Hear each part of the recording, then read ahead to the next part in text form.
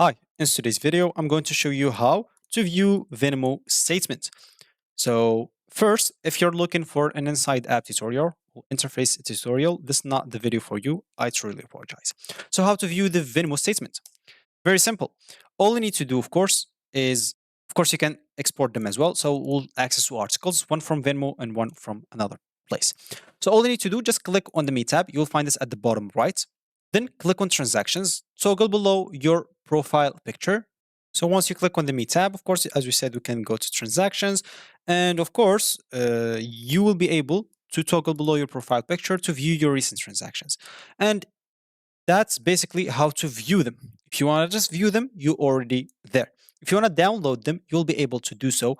Of course, especially if you want through a web browser, you can go to venmo.com, log in, and you can find statements in the sidebar. Just go there and download whichever month you want, because of course, statements will show you the statement of a specific month. You can even change the date and month and year, as you can see, if you want to view or download. And then you can click on download CSV to download it as CSV. I have here like the interface if you want to like see how it's looking like. But it seems that it does not include like where is this specific page. So let's just not get to it. It's actually very simple, as we said.